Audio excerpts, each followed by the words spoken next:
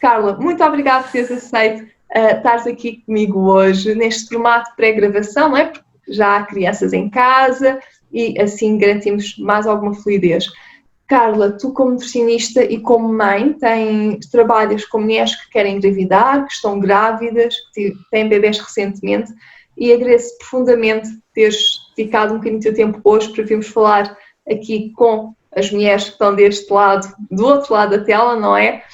Sobre a nutrição da gravidez, os maiores erros que se cometem, alguns cuidados, algumas dicas para que possamos ter gravidezes nutricionalmente mais saudáveis.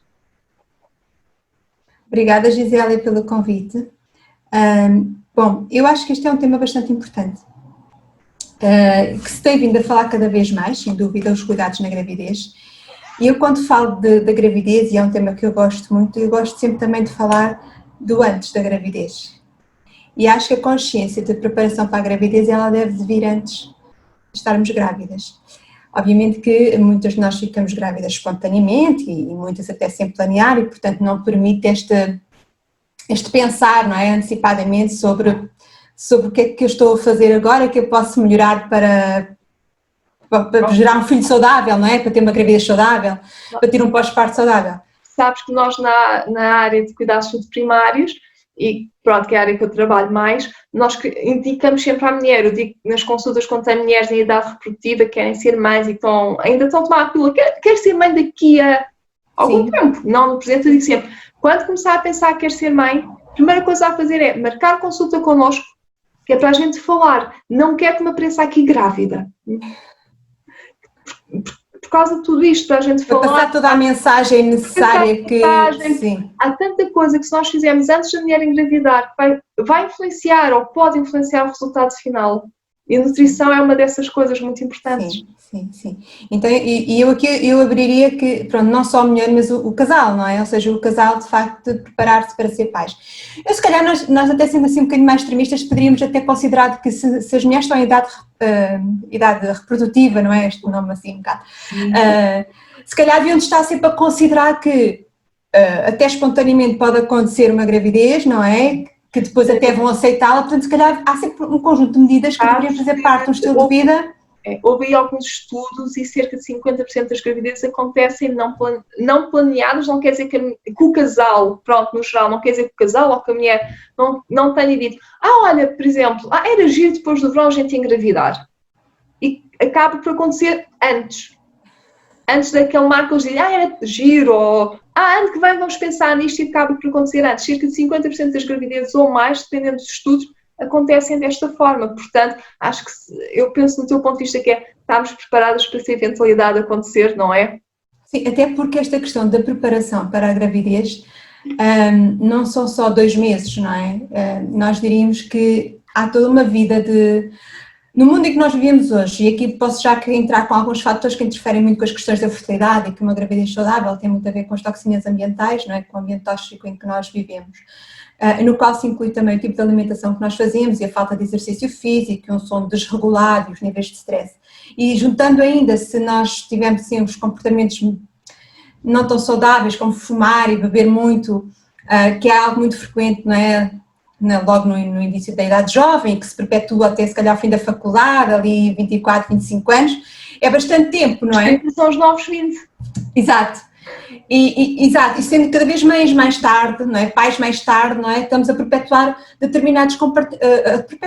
a prolongar determinados comportamentos durante mais tempo, que são nocivos ao nosso corpo. Então, nesta percepção, se nós pensarmos, não, eu um dia quero ser mãe, um dia eu quero ser pai, se calhar temos que pensar que alguns dos nossos comportamentos têm que ser refriados e têm que ser pensados, não é? Porque isto de ser mãe e ser pai, de facto, depende de uma continuidade de fatores que vêm do nosso estilo de vida, desde que nós estamos, no caso das mulheres, na barriga da nossa mãe. Exatamente. Okay? Portanto, nós já vimos com uma herança nos nossos ovários, não é? Que já vem da nossa avó e, portanto, há toda aqui uma história colada à nossa vivência. Vou pedir só, por favor, porque algumas mulheres, quem faz preparação para o parto comigo tem noção disto, mas algumas mulheres que não têm tanto esta noção, mas é mesmo isto, os nossos óvulos, os nossos ovários, os óvulos que nós temos agora, foram gerados quando nós estávamos dentro do útero da nossa mãe. E o óvulo que deu origem a nós foi gerado quando a nossa mãe estava dentro do útero da nossa avó. Exatamente. É mesmo isto que estás a dizer, portanto, isto é transgeracional, não... É transgeracional, sim. Sim, e portanto não há um limite, não há uma quebra, uma continuidade. Não é? E quando temos esta percepção, nós temos noção de que as coisas podem não ser determinantes, ou seja, não significa que se aconteceu isto, me vai acontecer isto, mas há de facto uma influência que nos pode fazer com que nós tenhamos que ter mais responsabilidade ou mais consciência de que se houve determinados comportamentos menos positivos, não é? Como fumar, como beber álcool durante uma gravidez, se calhar eu tenho que fazer mais cuidados ao longo da minha vida reprodutiva, ok? Por exemplo, vai fazer esta tomada de consciência. E portanto, eu acho que quando falamos de gravidez, temos que falar de preparação para a gravidez. E no qual a alimentação, não só a alimentação é só um dos vetores, não é? Mas a alimentação tem um impacto muito grande e, de facto, tem que ser falada e que não pode haver tabu. Eu também gosto de dizer aqui, porque às vezes há aquela contracorrente, não é? Que diz que, mas isso só vai trazer culpa às mães e culpa aos pais. E eu acho que não tem a ver com processos de culpa, tem a ver com conhecimento, com responsabilidade, com consciência, sim. Até porque nós somos um corpo vivo, não é? Que é feito não só, mas também de muitos nutrientes, não é? E esses nutrientes chegam a nós também através da comida, não é? Ou seja, também acredito que é através do que nós pensamos, do que nós sentimos, não é? E o que pensamos e o que sentimos também tem muito a ver com os nossos nutrientes. Portanto, está tudo muito envolvido e isso tudo condiciona aquilo que somos e a forma como nós vamos sendo mais ou menos saudáveis. Exatamente, Carla, eu compreendo contigo. Eu sinto que nós vivemos numa sociedade em que a mulher sente muita culpa e é incutida culpa na mulher por tudo. Porque vai à ecografia, a criança é grande, porque vai à ecografia, a criança é pequena, porque vai à ecografia, a criança está gorda, porque vai à ecografia, a criança está magra, porque vai à consulta e aumentou não sei quanto e tudo isso. Eu tenho imenso cuidado nas consultas. Às vezes tenho mães que estão a ter um aumento ponderal muito, muito rápido. Eu tenho cuidado de explicar calmamente, dizer, olha, você está com este aumento, eu não quero que você passe fome. Mas eu quero e tentar discutir algumas estratégias, infelizmente no Sistema Nacional de Saúde, o apoio de nutrição é escasso, é parco. Pronto. E dentro dos conhecimentos que eu tenho, tentar ajudar a que estas mulheres consigam ter um aumento ponderal mais gradual, como está. E é possível, e atenção, é possível. Mesmo ainda há pouco tempo estava a acompanhar um caso em que o aumento de peso estava a ser muito acelerado, não é? E que nós conseguimos no último trimestre fazer com que o peso se estabilizasse de forma saudável, sem edema e portanto... Exatamente, portanto sem casos horríveis de terceiro trimestre, com uma mulher a sentir-se melhor para o parto e com uma criança que se desenvolveu saudavelmente. Sim. E isto é algo que às vezes é difícil a gente falar, porque a mulher está muito sensível durante a gravidez, sente muita culpa em relação a tudo, e isto não tem a ver com o processo de culpa, isto tem a ver com o processo de aprendizagem. A maioria de nós, vamos ser honestos, eu recordo que aprendi sobre alimentação no liceu, na primária e no liceu. Se eu tivesse que comer de acordo com o que eu aprendi nessas pouquíssimas aulas, eu não teria de certeza uma alimentação saudável, porque a gente tem poucas horas sobre alimentação na escola, portanto a maioria de nós chega a adultos, se não tem formação na área, se não está na área da saúde, se não pesquisa, chegamos a adultos que há com uma alimentação pouco saudável. Sim, bom, eu acho que concordo em parte com isso, mas também acho que nós, pelas questões práticas do dia-a-dia, também há coisinhas que não nos interessam ouvir, digamos assim, e pensar, e que é mais prático ir buscar uma pizza ao supermercado do que fazer uma sopa, ou ir buscar uma sopa pronta do que fazer uma sopa, não é? Pizza, agora já tens a opção da pizza com brócolis por cima. Certo. É legume. Não, estou a brincar. Okay. Mas pronto, isto no contexto de que eu não acho que fazer uma alimentação saudável seja difícil, embora haja muitas correntes de estilos alimentares, cada vez há mais, e que todas tentam vender ao seu mercado, e acho que todas têm o seu mercado, na verdade, e acho que não há...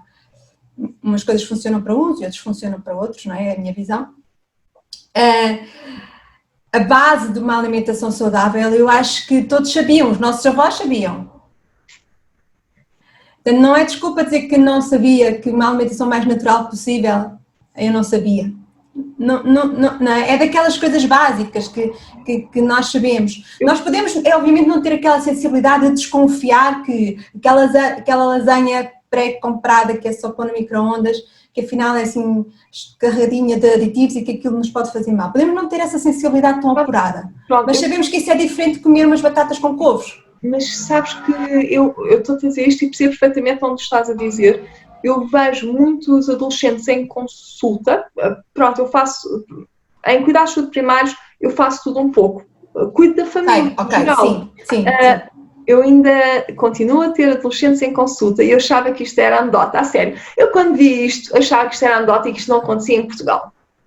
Hoje em dia tenho consciência que não. Eu tenho adolescentes em consulta que acham que eu não quero falar aqui de marcas, mas aqueles pedacinhos teoricamente de frango frito que são vendidos por grandes redes comerciais. Os nuggets, não é? Nuggets de frango. Pronto. Que se realmente aquilo é um pedaço de frango inteiro e que não é uma coisa altamente processada e cheia de químicos e conservantes e aditivos. Para além de ter pessoas que, isto é interessante, mas eu tenho pessoas, jovens adultas, que acham que o atum vem da lata e que não é um peixe. Ok?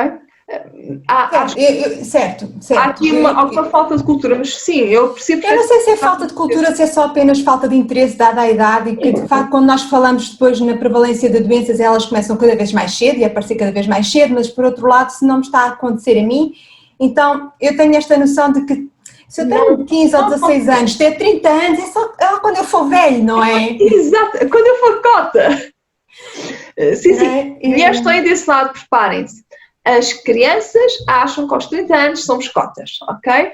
Sim. Nós também já achámos isso, não é? E depois quando chegámos lá, chegámos muito depressa e de facto... Não, ouve lá, com 30, com 40, uma pessoa é um jovem que anda aqui, não é? Olha, Carla, a nível de quem está grávida, assim, eu sei que há coisas que para algumas pessoas podem ser um erro nutricional, para outra pessoa pode não ser exatamente um erro nutricional, mas coisas que tu te apercebas que as pessoas com frequência fazem e que pode ser melhorado ou evitado para que isso aconteça, para garantir uma melhor alimentação durante a gravidez. Bom, eu acho que começaria logo ali pelo início da gravidez, que é aqueles pensamentos sabotadores de que quando vêm os enjoos e depois só se tolera determinadas coisas como pão, bolachas e açúcar, não é? Que muitas das vezes piora o quadro dos enjoos. Então, o que eu acho que muitas vezes acontece na gravidez, e naturalmente nós temos desejos, temos determinadas vontades e cedemos a isso com a desculpa de que eu estou grávida e eu posso, não é? Ou não há problema nenhum. Essa vai de boca aberta. É um conjunto de crenças, não é? Que são e não vão passando, não é? E que estão lá. E com isso, eu acho que isso depois faz com que a própria pessoa acredite que determinados comportamentos são válidos por si só, por satisfazer um desejo. E eu não estou a dizer que ou seja, eu não quero aqui passar a mensagem que a grávida não pode comer uma série de coisas, ok? Isso eu faço em consulta com determinados casos, individual, ok? Não de uma forma geral. Mas, por exemplo, há coisas que me chocam, eu vou dizer assim, que se calhar é chocante, mas grávidos beberem Coca-Cola, refrigerantes com cola, que é para não dizer as marcas, muitos bolos, muitas bolachas, pizzas, fast food, ou seja, e isto ser a base da alimentação delas, e isto ainda não é muito não é exceção, e fazer isto 2 vezes por semana também já não é exceção, é regra, não é? Ou seja, estamos a ocupar com muitas calorias, não é? Refeições que deveriam ter menos calorias e serem muito mais nutricionalmente ricas. Sim. E este tipo de consciência eu sinto que, obviamente, eu atendo um público já muito específico que até já tem muita consciência alimentar, em que nós vamos limpando determinadas arestas, não é? Acaba por ser uma consulta privada, porque nem todas as pessoas têm acesso, não é? Mas a informação que tenho é mesmo esta, é que ainda há uma grande quantidade de grávidas que de facto que comem muito fast food, muita alimentação processada, muita comida de micro-ondas, qualquer pão ao pequeno almoço, ok? E eu acho que isto, posso dizer que é errado, não é? Porque onde é que estão os nutrientes que nós precisamos? Onde é que está o ferro? Onde é que está o zinco? Onde é que está o magnésio? Ou seja, quando nós depois passamos aqui dos macronutrientes, não é? desta alimentação e começamos a decompor para as necessidades que a grávida vai tendo ao longo dos vários semestres, que vão aumentando determinadas necessidades de determinados nutrientes ao longo dos trimestres, e que às vezes até, mesmo fazendo uma alimentação correta, algumas grávidas podem necessitar de uma suplementação adequada para algum nutriente, né? Porque tem a ver com a sua própria variação. Já agora que estás a falar de suplemento, eu acho graça, eu já tive em consulta utentes, quando eu chamo a atenção, eu tenho muito hábito de perguntar o que é que comeram nas últimas 24 horas. Sim. E por norma, as pessoas começam a dizer o que é que comeram, e depois dizem sempre, mas ontem foi uma exceção. Em consulta tal e qual, apanhaste-me mesmo no dia. Vamos ser honestos, quando a consulta é à segunda-feira, eu dou de barato. O dia anterior foi o domingo e muita gente tem o dia de exceção. Com a família, sim, comem fora, sim. Mas quando é uma sexta e não sei o quê, mas a gente vai percebendo. E normalmente quando eu digo, olha, mas atenção, já reparou, porque você está a comer, você basicamente não ingere nem legumes, nem frutas, nem vegetais. Onde é que você vai buscar as vitaminas e os sais minerais? Sabes que eu já tive pessoas a dizer, mas eu estou a fazer um multivitamínico. Isso não chega? Não chega. Até porque assim, o suplemento é isso, é um suplemento. É como o suplemento na amamentação. A mãe amamenta, mas por algum motivo está a suplementar. É só para cobrir o restinho que falta. Ou porque há uma má absorção, ou porque há algum problema de saúde.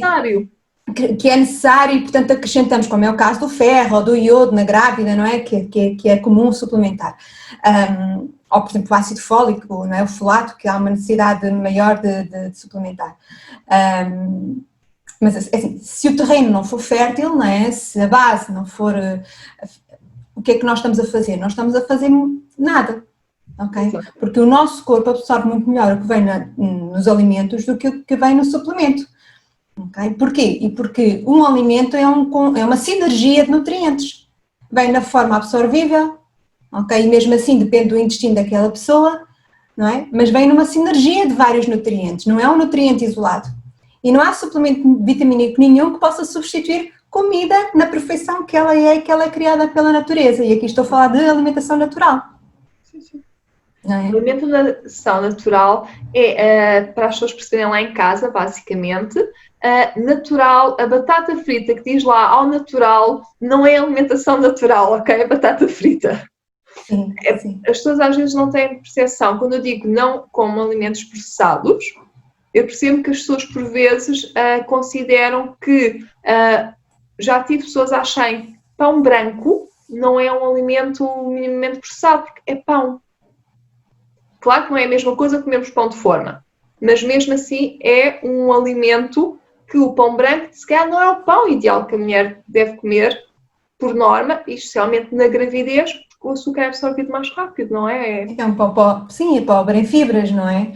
Aqui falando de pão, se nós conseguimos um pão com mais fibras, com um bom cereal, idealmente se for de fermentação lenta, okay, é um pão muito mais bem digerível, sacia muito mais, ok? Não leva açúcar na sua confecção, okay? Enquanto que muitos pães que são mais fofos, por exemplo, e mais apetecíveis lá com açúcar na sua constituição, e outros aditivos para tornar aquele pão mais palatável. Okay? Sim. Isso, sim, o natural é ser quanto menos etapas, desde que o alimento é colhido até chegar à nossa mesa, ele sofrer, mais natural ele é. Ok? É importante esta noção. Muitas pessoas não têm bem esta consciência, pelo menos é o que eu sinto. Agora é óbvio que dá trabalho, Gisele, é claro que dá trabalho. É assim, eu passo imenso tempo a cozinhar, ou cá em casa. Cozinhar é uma coisa que nos toma imenso tempo. Sim, demora mais tempo prepararmos uma refeição, não é, do que buscar uma coisa pronta que se põe no micro-ondas. É óbvio que sim. Ou seja, isto é uma escolha Tudo bem que eu trabalho na área, tenho uma sensibilidade maior para esta questão da nutrição, mas é uma escolha. E é este tipo de escolhas que, no fundo, isto serve para nós estarmos aqui a conversar, para incentivar a fazer este tipo de escolhas, porque depois as pessoas vão sentir diferença. E aqui falando até antes de estar grávida, vão sentir diferenças no seu ciclo menstrual, vão sentir diferenças na sua energia, no seu foco, na memória, okay? Até na própria vivência com o outro, não é? Porque nós conseguimos então reduzir os nossos índices de inflamação com uma alimentação mais natural, um estilo de vida mais saudável. E na gravidez isso é tudo uma continuação se nós já temos esses hábitos. Se não temos esses hábitos, nunca é tarde para começar a adquiri-los. Não. E já agora, aproveitando a tua dica, a nível da família também é importante, eu tenho algumas mulheres que pensam literalmente assim, especialmente mulheres a quem é diagnosticada diabetes na gravidez. A diabetes estacional. Diabetes estacional, sim. Pronto. Que são, neste caso, não estão nos cuidados primários, mas eu trabalhava com elas quando estava em meu hospitalar, que era muito giro, que elas frequentemente verbalizavam, pois, porque agora lá em casa é muito difícil porque eu tenho de fazer 2 comidas. Eu ouço muito isso. Porque é comida para mim e a comida para o resto da família. E eu tentava explicar que assim, atenção, você não está a ter uma dieta especial, você está a ter aquilo que é uma alimentação dita saudável. Sim. Portanto, é importante que o resto da família também aprenda a comer de forma saudável, porque ao fazer isso estamos a proteger a família. Sim, e até para passar a mensagem de que isto não acaba quando o bebê nascer. Se eu tive diabetes estacional ao longo da gravidez, eu aumento o risco de ter diabetes nos próximos 4 anos após o parto, ok? E o meu filho também tem um risco acrescido de ter diabetes depois de nascer, nos primeiros, eu penso que são 7 anos de vida, ok? Os estudos vão variando, mas sim. Pronto, vão variando, exato, mas pronto, há aqui uma predisposição, não é, para depois, do pós-parto, uma vida mais tardia, ter esse risco. Portanto, se nós mudarmos os hábitos e conseguirmos mudar os hábitos com a família, nós já estamos aqui a entrar num fator de proteção para um risco que pode não acontecer, mas que também pode acontecer. Ou seja, os estudos da associação mostram que de facto há um risco para que estas pessoas depois venham têm tendência a desenvolver. E se não mudarem comportamentos, obviamente que o risco está lá. É o que nós vemos, a diabetes tipo 2 tem crescido imenso, exatamente cada vez em camadas mais jovens. Cada vez mais jovens, não é? Agora, também sou da opinião que nós não temos que obrigar ninguém a fazer nada e, portanto, mesmo no termos no contexto de um casal, não é? Se a mulher tem diabetes estacional e que é aconselhada a fazer determinado tipo de alimentação como proteção e controlar a diabetes durante a gravidez e o companheiro de facto não o quer fazer, não podemos obrigar. Não podemos obrigar, não é? Podemos explicar as vantagens, mas a pessoa deve ser livre de tomar a sua decisão, claro. Exatamente, e assim, isso acontece muito, mesmo no nosso contexto profissional. Eu conheço muitos casos que as minhas colegas são nutricionistas e os maridos não acreditam minimamente na nutrição, portanto isto acontece e ou seja, tem que se permitir a mesma convivência apesar dos ideais serem diferentes. É muito mais fácil quando os ideais, eles são para o mesmo objetivo, não é? Mas não é 100% assim. Claro. Pronto. E nesse sentido também temos que ajudar esta grávida a não carregar essa culpa de não conseguir mudar a alimentação da família, não é? Agora, o que eu acho também que temos que enaltecer é quando essa grávida, apesar da família não a apoiar, não é? Ainda assim consegue de facto. Isso é muito bom, não é? É muito bom. É, porque não é fácil, todos nós sabemos como é que é, mas não seja, quando estamos a tentar não comer certas coisas, e estou a pensar... É difícil, sim. E a pessoa ao lado está a comer exatamente aquilo que nos apetece, não é fácil, sem dúvida. Sim. Mas também é importante aqui desmistificar uma coisa que é, comer uma alimentação natural não é comer uma comida sem sabor. Não, nem pensar. Ok, e não tem que ser aquela história dos cozidos e grelhados, não tem que ser cozidos e grelhados. Que ainda há muito esta ideia, e não tem que ser. E às vezes quando as pessoas aprendem a cozinhar de uma forma saudável e saborosa, conseguem envolver o resto da família, ok? E mesmo que para nós a gente faça muito mais saladas e se calhar com menos batata, menos hidrato de carbono, não é? E para o companheiro ou para a família se coloque uma massa ou assim, pelo menos o restante pode ser incomum. E pouco a pouco ir fazendo esta transição. É isso mesmo. Okay. Carla, falando aqui de coisas que normalmente acontecem muito na gravidez. Anemia. Sim. Frequentemente perguntam-me o que é que podem a nível alimentar fazer para ajudar a prevenir a anemia ou melhorar de alguma forma aqui a anemia. Pronto, nós basicamente é assim, a nível nacional o que é feito é sempre a suplementação de ferro. Claro, muitas vezes não é suficiente, não é?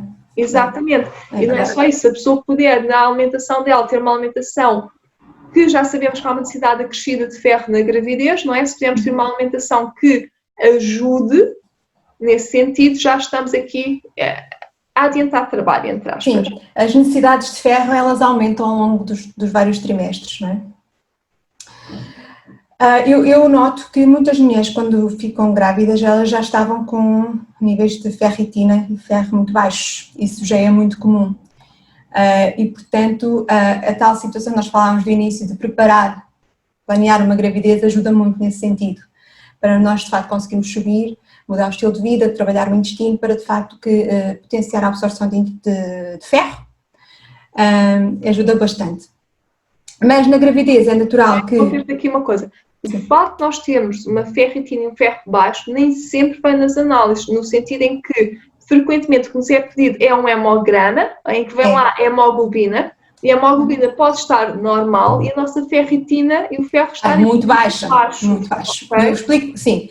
Até porque tive essa situação, tinha uma hemoglobina de 13,5 e tinha uma ferritina muito baixa. Sim, até porque nós podemos ter uma anemia sem ser provocada, podemos ter uma anemia provocada pela falta de ferro, mas também podemos ter anemias provocadas por falta de vitaminas de complexo B, por um zinco desadequado, por uma vitamina C, por pouca vitamina C ingerida, ok? Portanto, aqui, e quando nós passamos na anemia, e pelo menos é a abordagem que eu sigo, eu não posso só pensar em ferro, eu tenho que pensar nos outros nutrientes que complementam também essa transformação e absorção de ferro a nível celular. Então eu tenho que pensar assim na vitamina C, que aumenta a absorção, tenho que pensar também na própria vitamina D, tenho que pensar na vitamina A, ou seja, tenho que pensar no zinco, tenho que pensar em vários nutrientes que contribuem para que de facto estes valores sejam melhorados e não só no ferro. Mas aqui estamos pronto, seria um caso de suplementação e que nós depois teríamos que ver adequadamente a cada pessoa. A nível da alimentação, nós temos que pensar que as grandes fontes de ferro, assim, a carne vermelha, o fígado, são grandes fontes de ferro, ok? Se falarmos em fontes vegetais, nós temos as leguminosas, ou seja, os feijões, que são boas fontes de ferro, as folhas verdes, que são boas fontes de ferro. Sendo um ferro não hemo, ou seja, um ferro que tem uma dificuldade maior de absorção, nós devemos juntar vitamina C. E quando eu falo aqui em vitamina C, pode ser uma salada regada com sumo de limão, colocar um sumo de limão sobre os feijões, okay? Para potenciar de facto aquela absorção daquele ferro das leguminosas e dos vegetais, que nós, na verdade, é o ferro que nós mais consumimos e, portanto, ajuda sempre se nós colocarmos um sumo de limão, que eu acho que é o que combina melhor com este tipo de refeições, mas quem gostar de outro sumo de laranja, de lima, pode colocar, ok? Ou pôr os morangos numa salada, ou pôr um kiwi numa salada, também são boas fontes de vitamina C, para potenciar de facto aqui a absorção do ferro das fontes vegetais. Olha, já agora, frequentemente as mulheres têm o hábito, isto eu acho, e falando aqui, não é? Acho muito giro, é-lhes prescrito o ferro, o suplemento. E eu acho sulfato ferroso, não é? Muitas exatamente, sulfato ferroso. Frequentemente, não sei se às vezes não ouvem ou se às vezes não é dito. Laticínios. Podem impedir a absorção, sim. Então, é frequente ter mulheres... O cálcio, tem a ver com o cálcio é um inibidor da absorção de ferro, sim. Portanto, a ideia de tomar o suplemento de ferro, o sulfato ferroso, juntamente com o iogurte do pequeno almoço ou de meio da manhã, não vai ter bem o objetivo tensionado. Sim, pode prejudicar a absorção, sim, sem dúvida. E isso é um cuidado que deve ser transmitido, não é, às grávidas para de facto terem esse cuidado. Ok. Outra situação muitas vezes que acontece é que ao tomar sulfato ferroso elas também ficam muito presas no intestino e isso também não ajuda na própria absorção de ferro. Existem alguns estudos interessantes, até feitos em alguns países, até com crianças, na dificuldade que é da absorção de ferro a nível intestinal. E nós precisamos ter um intestino muito bem equilibrado para, de facto, conseguirmos absorver algum desse ferro suplementado. E uma das formas de fazer isso é ingerir bastante fibra, ok? Que no fundo está nos vegetais. Então aqui entramos mais uma vez nesta situação de que é importante ter uma boa base alimentar para potenciar a absorção desses nutrientes, ok? Para dar esses cofatores todos essenciais para a absorção e até para beneficiar o nosso intestino para absorver esses nutrientes, nomeadamente o ferro. Carla, nós estamos aqui a falar de uma boa base vegetal e tudo isso. Dá-me um exemplo de uma boa base vegetal, para quem está a ver, ter noção de o que é que pode ser uma boa base vegetal. Num prato, por exemplo, um almoço pode ser, por exemplo, metade do prato, ou mais de metade do prato, e nós colocamos uma boa salada colorida em que pode levar alface, coentros, espinafres, pode levar couve-roxa ralada, pode levar cenoura ralada, pode levar beterraba ralada, depois é um bocadinho a imaginação. Um arco-íris. Pode ser um arco-íris. E depois ainda podemos pôr uns floretes de brócolis ou de couve-flor, ok? Só que há uma questão aqui também que eu ouço muito, que é os vegetais dão muito trabalho a preparar. E é verdade que dão. Dão. E aqui eu não sou nada de dizer, não dá nada. Não, dá imenso trabalho. Então uma grávida que tem que ter cuidado com a questão da toxoplasmose, tem que lavar folha a folha, dá muito, muito trabalho. Pronto. Mas tem que dar trabalho e é indispensável. Portanto, temos que nos dar esse trabalho para ter o benefício. Exatamente. Portanto, falando isso, é importante sim fazer uma boa salada, ter assim crus e ter alguns cozinhados e salteados e no forno, podemos variar. Em termos de proporção, eu gosto sempre de mais de metade do prato, ok? Como tu sabes, ou seja, ter aquela sensação. E uma orientação até podia ser, porque às vezes as pessoas não conseguem, porque chegam à mesa com muita fome, é começarem por comer a salada, porque nós podemos comer primeiro a salada e os vegetais e depois então comer o peixe com um bocadinho de batata ou um bocadinho de arroz, ou um bocadinho de feijão, ok? Portanto, estamos aqui a falar de refeição ser metade ou mais de legumes e vegetais. Que bate certo com a roda ou a pirâmide alimentar. Sim, com a roda. Eu gosto mais da roda, sim. Roda, exatamente. Eu também. É mais visual, sim. Sim. Portanto, é importante. Isto vai ajudar também muito numa das queixas que as mulheres têm na gravidez, que é a obstipação. Obstipação, nas queimbras, por falta de magnésio. Portanto, temos aqui os verdes que são riquíssimos em magnésio. A obstipação, ela muitas vezes pode ser falta de água, pode ser falta de fibras através dos vegetais. E pode ser às vezes estar a consumir algum alimento que pode ser uma intolerância ou excesso de açúcar, que possa estar ali a provocar também ali uma alteração a nível intestinal. Mas geralmente quando aumentamos bastante o aporte de fibras e o aporte de verdes, que são muito ricos em magnésio, o intestino tem tendência a funcionar muito bem, ok? Melhor. Muito melhor. Obviamente que há aqui uma ressalva para mulheres que têm problemas gastrointestinais, não é? Que não toleram esta quantidade de verdes, e isso aí tem que ser sempre olhado com uma perspectiva individual. Estamos a falar do ponto de vista da mulher sem patologia, com saudável, sem riscos, sem problemas de saúde acrescidos. Pronto. Sim. Olha, já agora, estivesse a falar de câimbras, ia-se falar sobre edemas, sobre inchaços. Inchaço. Normalmente, a maioria das mulheres, na reta final da gravidez, tem muitos edemas, muitos inchaços.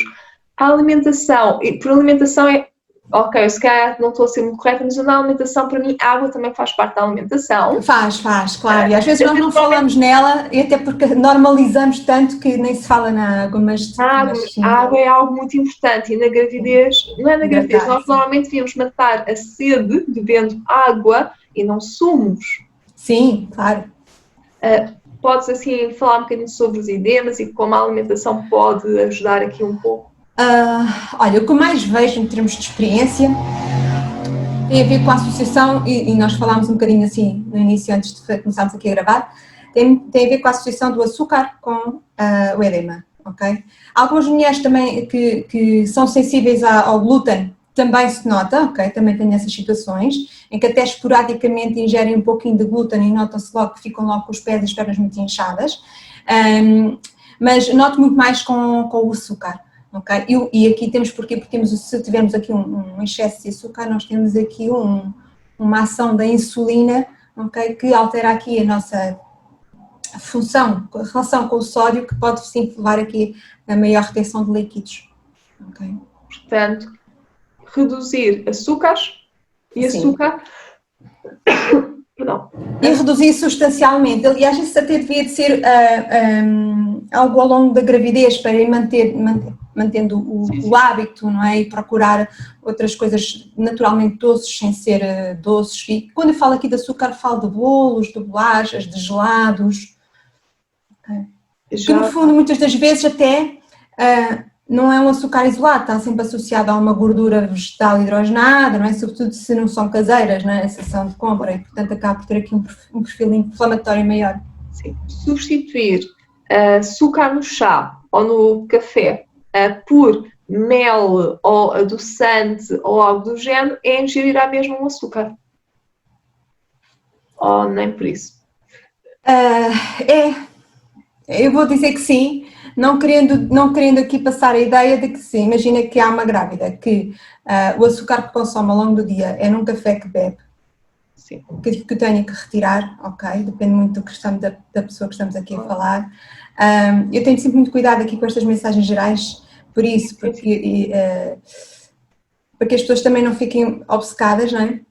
Mas ou seja, mel e açúcar é praticamente a mesma coisa, ok? E portanto, substituir uma coisa por outra não acho que seja tão justificativo assim, ok? Agora, depende sempre da quantidade de açúcar que essa pessoa ingere, quando é que ingere, o número de vezes, como é que ela está, se está com excesso de peso ou não está, se está com edema ou não está.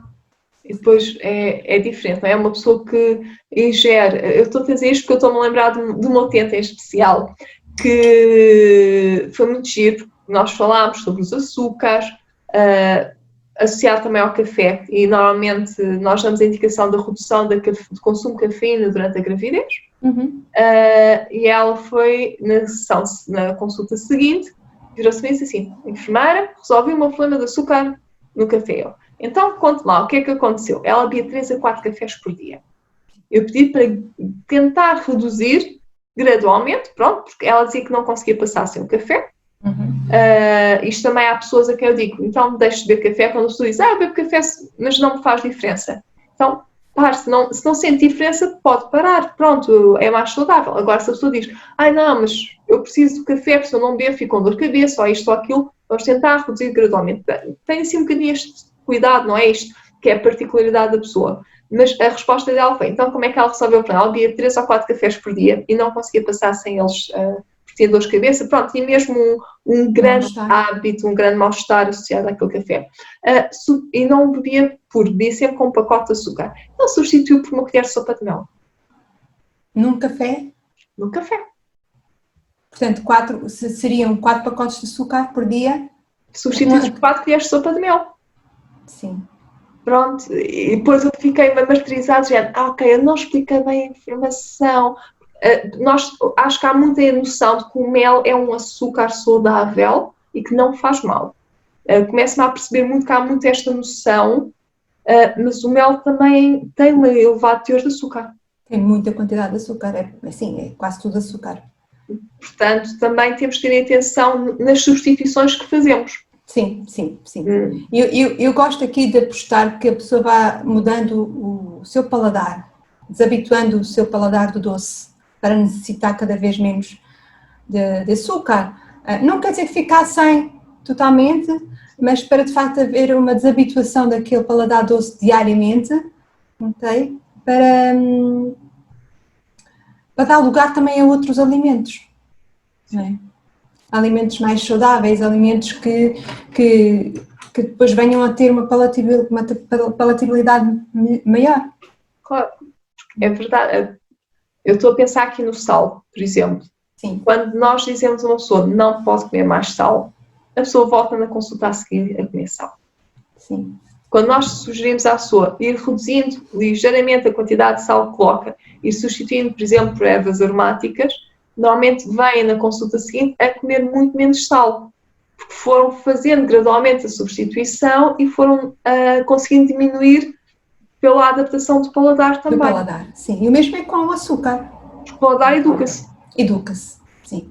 Embora haja pessoas com uma predisposição genética para gostar mais de açúcar, ok? Essas pessoas são aquelas pessoas que têm que fazer um esforço maior para controlar sua vontade de doce, ok? De uma forma geral, nós podemos educar o nosso paladar.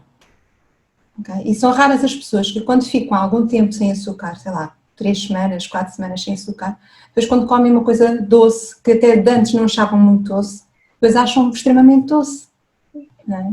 Eu vou dizer aqui muito honesta. Tem a ver que nós dessensibilizamos receptores que temos para o açúcar. E como tendo em confidencialidade, não é? A minha mãe... Publicamente, não é? Publicamente, exatamente, publicamente, para toda a gente. Mãe, desculpa, mas a minha mãe gosta muito de doces. E com esta situação toda de Covid e da quarentena, isto levou a uma alteração de hábitos. O ir ao café passou a ser uma coisa extremamente excepcional, não é? Então achei imensa graça, depois de sei lá o quê, 1 mês, 2 meses, sem comer um bolo de café, a minha mãe ver-se assim, ai, hoje comprei um bolo, não sei o quê, ai, que nem me soube bem, estava tão doce. É. E eu só me lembrei disto depois, apesar de se fazer bolos em casa normalmente a gente não faz um bolo com o mesmo... Não põe tanto açúcar, nem usamos outros aditivos mais adoçantes que são usados em pastelaria, não é? Alguns xaropes, que acabam por ter um poder de adoçante maior, sim. Sim, sim. Portanto, eu achei aquilo lindíssimo assim, olha, eu pensei mesmo, desabituaste do açúcar, e lembrei-me logo disso, e tu estavas a falar assim, opa, é mesmo verdade, porque esta situação da quarentena também trouxe algumas pessoas com a quarentena a alimentação delas piorou brutalmente. Piorou, aliás, os dados estatísticos, houve um estudo feito, não é? Piorou, sim, muito. Pronto, eu não sabia desse estudo, vou ser honesta. Sim. Sabes que a diferença é que muita gente comia fast food, quando estava em casa, tivesse melhorado, tinha tempo para cozinhar, tivesse melhorado a alimentação. Assim, o fast food nunca deixou de ser entregue em casa e, na verdade, qualquer supermercado tem pizzas, hambúrgueres... Controlador, não é? Sim, sim. Mas olha, eu queria aproveitar nesta situação também para falar do Covid, porque é extremamente difícil, não é? Para todas as pessoas esta questão da quarentena e de estarmos em casa e que ainda não sabemos bem como é que tudo isto vai evoluir, não é? E esta questão da grávida estar muito em casa também é muito difícil, porque é difícil pelas questões de exercício físico, exige uma força de vontade muito grande de se manter ativa dentro de casa, não é? É difícil porque a grávida também tende a sentir-se um bocadinho mais só, mais solitária, porque no fundo é ela que está grávida e todas as emoções que sente, é uma coisa que só quando se está grávida realmente se consegue perceber esse universo, não é? de vulnerabilidade e de humor e emocional, e a quarentena eu acho que agrava isso, não é? Por causa do isolamento, porque não conseguimos estar com aquelas pessoas que até nos faziam rir, por aquela pessoa que até ia caminhar connosco, não é? E isso piorou muito também a questão da alimentação, e eu queria trazer esta associação aqui, isso também piorou muito porque aumentou a necessidade de buscar comida de conforto, de fazer bolo, de fazer pão em casa, ok? Sim, sim. E eu vi, sabes, culpada disso, isto, com a quarentena, nós cá em casa começámos a fazer pão e depois às 2x3, a balança demonstrou isso, e nós, calma, pão quente acabado de fazer é aquela coisa, pronto. Sim, não é? Pão caseiro, não é? E eu adoro fazer pão, sou fã de fazer pão. E de facto é viciante e pronto. E portanto, isto para dizer que de facto também temos aqui uma fase que nunca nós passámos na vida, não é? Felizmente é a primeira vez e apesar de tudo não é tão grave como já houve outras pandemias mundiais.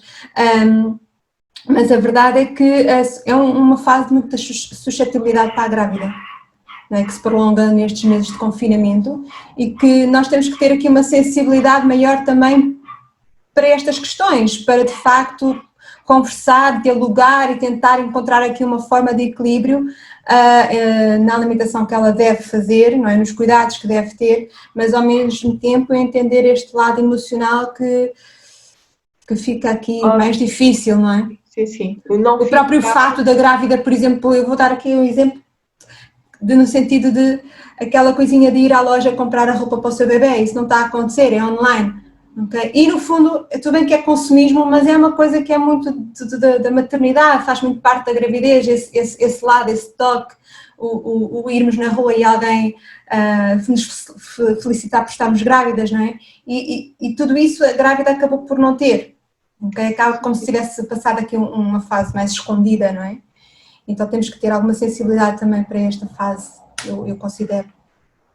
Eu compreendo perfeitamente o que estás a dizer, tenho muitas mulheres grávidas a referirem exatamente isso, muitas mulheres grávidas a dizerem eu não pude fazer os meus sonhos, não é? Porque acho que qualquer mulher quando está grávida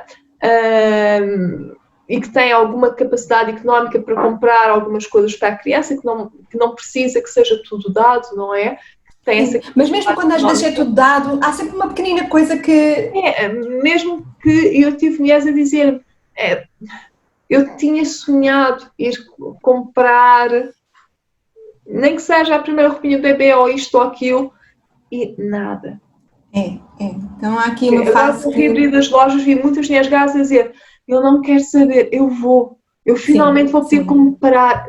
Não quer dizer que comprar online não é que não se compre, não é que não se receba as coisas, mas é diferente o ir, o ver, o tocar, o sentir. Porque eu sair de casa, o ir passear uma bebê que está dentro de mim, portanto há todo aqui um universo, não é? De mostrar ao mundo que estou grávida. Nós temos uma barriga que cresce assim, para os outros verem também, não é? Claro, é um bocadinho este lado social, de que temos mais uma grávida à nossa volta, não é? Isto emocionalmente é muito desafiante, sem dúvida nenhuma. É muito desafiante. Então eu compreendo, não é? Embora nós temos que reforçar sempre aqui os cuidados alimentares e eu reforço muito também esta questão de explicar o porquê que nós devemos de fazer determinadas escolhas para que de facto a pessoa tenha consciência e consiga, no momento de fazer uma escolha pelos porquês e não pelas emoções da tristeza. Exatamente. E às vezes há formas mais saudáveis de cometermos os nossos pequenos erros alimentares, entre aspas. Os nossos deslizes, não é? Exatamente. Sim. Olha, Carla, agradeço-te imenso o tempo que dispensaste. Gostava, por favor, só que me falasse um bocadinho, porque eu sei que tens um projeto, tu trabalhas com mulheres, quer na parte da fertilidade, portanto, a mulher que planeia vir a engravidar, e de preferência não é 2 meses antes de desejar engravidar, não é? Um aninho antes seria bom. Mas, sim. E que também trabalhas com a gravidez e tudo isso. Podes-me falar só um bocadinho do teu trabalho, do teu projeto, como é que isso funciona e as pessoas que eventualmente tenham ficado interessadas e gostassem de ter acesso a ti, como é que o podem fazer? Então, nesta fase eu não estou a fazer consultas individuais, não é? Eu gosto de deixar claro, porque depois as pessoas escrevem para pedirem e não estou a fazer, mas no contexto da fertilidade tenho um grupo, não é, de fertilidade e nutrição, um grupo online. No contexto da gravidez tenho um curso, que é o curso de Vivência da Gravidez ao Parto, que foi feito em parceria com a Doula, e ela aborda mais a questão emocional e aquelas questões mais ligadas às dinâmicas de preparação da gravidez e do parto. Mas nesse curso de Vivência da Gravidez ao Parto, eu tenho, acho que são 6 aulas, 6 workshops, acho que são 5 ou 6, agora são 6, em que eu vou falando adequadamente, pormenorizadamente dos 3 trimestres, ou seja, o primeiro trimestre, segundo trimestre, terceiro trimestre, as necessidades de cada trimestre, as queixas mais comuns de cada trimestre, as vulnerabilidades a nível de saúde que podem acontecer em cada trimestre, falo também dos cuidados a nível nutricionais, de alguns nutrientes específicos que devemos ter mais cuidado, vou dando soluções também, e depois tenho ainda um workshop ainda nesse curso, sobre o pós-parto, e os cuidados no pós-parto, não é? Porque muitas das vezes a grávida cuida de si e está mais desperta para todo o processo de gravidez, mas o pós-parto é como a fertilidade, ok? São 2 pontos ali que têm que ser também trabalhados. O pós-parto está focada na criança e a refeição quente foi os cereais com leite ou a torrada. Sim. E o quanto é importante nós nutrirmos aquela mãe no pós-parto, mas é importante que essa mãe tenha essa informação para que ela também possa pedir essa ajuda, esse suporte para que lhe seja dado no pós-parto. Isto é mesmo muito importante. E cuidados nutricionais, até porque as necessidades nutricionais, elas aumentam ao longo da gravidez, mas alguns nutrientes, a necessidade aumenta ainda mais no pós-parto. Isto é pouco falado, ok? Mesmo as necessidades energéticas para uma mãe que está a amamentar são muito maiores no pós-parto. É mesmo. Ok? E o que aparece muitas das vezes é que a mãe acabou de parir, mesmo querendo amamentar, já quer emagrecer. E, no entanto, as necessidades energéticas são muito maiores, então há aqui uns cuidados que têm que ser feitos para cuidadas também, suportáveis também no pós-parto. Depois esse curso ainda tem um workshop sobre alimentação intuitiva, na gravidez e também sobre alimentação vegetariana na gravidez. Okay? Portanto, é mesmo um workshop é um curso muito completo. Eu acho que está muito completo e depois nós no final ainda fazemos depois uma dinâmica de grupo com todas para discutir, para tirar dúvidas e essas questões, que é bastante interessante. Eu, por acaso, eu sou suspeita, mas acho que empenhámos-nos bastante e acho que está bastante bom o curso, porque muitas das vezes aquelas dúvidas sempre, os enjoos, a diabetes estacional, como é que a gente faz, então isso é tudo discutido, pormenorizado e de facto a informação está toda lá. Okay. Carla, como este vídeo vai ter edição, neste caso foi gravado em diferido até há crianças e tudo isso para termos assim mais calma e tranquilidade, depois vai aparecer, portanto nós vamos estar a falar, as pessoas vão estar a ver-nos e vai aparecer aqui o linkzinho com a informação para onde elas podem aparecer informação na imagem, está bem? Que eu vou pôr isso e que as pessoas assim, eu estou a falar e estou a dar tempo para as pessoas que estão-nos a ver em diferido poderem copiar o linkzinho e também depois vamos colocar nos comentários para que as pessoas estejam livres para ter acesso a essa informação, porque é informação de qualidade, por alguém especializado na área, com muita experiência, não só pessoal, mas pelas pessoas todas que temos acompanhado e tudo isso, e com uma grande sensibilidade. Muito, muito grata por ter estado aqui hoje comigo e com todas as pessoas que vão estar desse lado a assistir a esta sessão. Muito, muito obrigada, Carla. Obrigada, Gisela, e eu também, por me dar esta oportunidade de partilhar um pouquinho e no fundo, eu acho que queria terminar com dizer que uma coisa importante que eu acho que vale a pena o esforço de nós nos cuidarmos antes de engravidar, vale a pena o esforço de nós nos cuidarmos ao longo da gravidez e de eleger, assim, se a gravidez são 9 meses, é um caminho, não é? E eu acho que tem que ser um caminho para dentro. O que é de fora é importante, os cuidados de fora são importantes, mas eu acho que é um caminho de conexão com o bebê e esse caminho também se faz pela nutrição, por aquilo que nós vamos ingerindo, não só a alimentação, mas pensamentos e vivências, como é óbvio, mas a alimentação tem aqui um ponto muito importante, ok? Não há esta ideia de que nada passa para o bebê e que há uma barreira entre a mãe e o bebê, as coisas não são exatamente dessa forma, ok? Portanto, e aqui nunca é na perspectiva de culpar ninguém é culpado de nada, é simplesmente de trabalharmos a consciência e de aproveitarmos este momento tão bonito de 9 meses para de facto cuidarmos o melhor do nosso corpo. Se cuidarmos o melhor possível do nosso corpo, estamos a cuidar o melhor possível do nosso bebê. Exatamente. Grata, Carla. Obrigada, Gisela. E obrigada pelo trabalho que fazes com tantas mulheres, que eu sei que faz a diferença na vida de muita gente. Muito obrigada, Gisela. Obrigada mesmo. Beijinho. Beijinho, grata.